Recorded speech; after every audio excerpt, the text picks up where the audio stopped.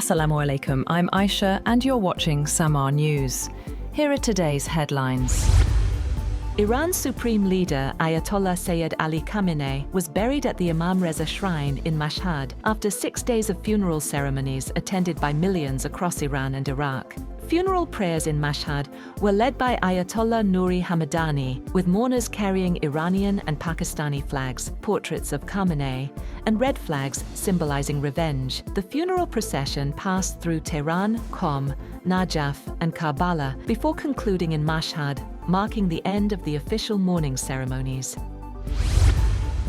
An uneasy calm returned to the Middle East after the United States and Iran paused attacks, while Pakistan and Qatar stepped up efforts to bring both sides back to negotiations. US officials said Washington remains committed to a diplomatic solution despite recent military exchanges, while Pakistani sources expressed hope that talks could resume once tensions ease. The next round of negotiations, originally planned in Islamabad, has been delayed as mediators focus on restoring calm. The pause follows 2 days of fighting in which the US struck dozens of Iranian military targets and Iran responded with missile and drone attacks on US facilities in the Gulf. Diplomats say preventing further escalation and restarting technical talks are now the immediate priorities.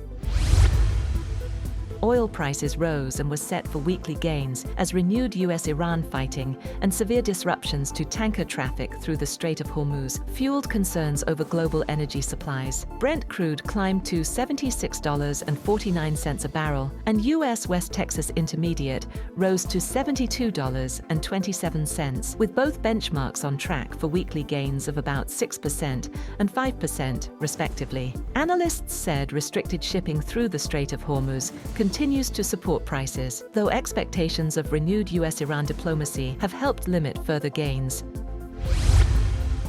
Israel has reportedly shared intelligence with the United States, alleging that Iran recently devised a new plot to assassinate President Donald Trump, according to reports by The Wall Street Journal and CNN. The reports say U.S. intelligence agencies have not independently verified the alleged plot, and some officials believe the Israeli warning could be part of broader efforts to influence Washington's policy toward Iran. Trump said Iran wants to kill him, telling reporters he is on every single one of their lists. The reports come amid renewed US-Iran tensions, although American officials say diplomatic efforts toward a nuclear agreement are continuing.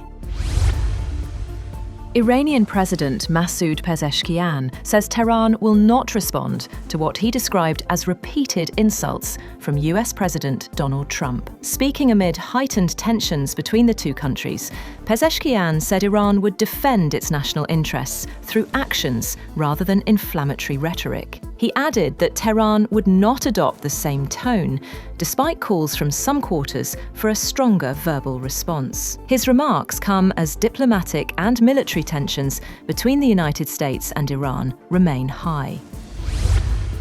Iran's top negotiator and parliament speaker Mohammad Bakr Qalibaf warned the United States that any further military action would be met with retaliation, declaring, "If you strike, you'll get hit." In a post on X, Qalibaf said the Strait of Hormuz would reopen only under Iranian arrangements, rejecting what he described as US threats. His remarks came after fresh US strikes on Iran and renewed attacks targeting American interests in the Gulf. The exchange has cast doubt on efforts to turn the recently signed Memorandum of Understanding into a lasting peace agreement, with US President Donald Trump saying he believes the deal is over.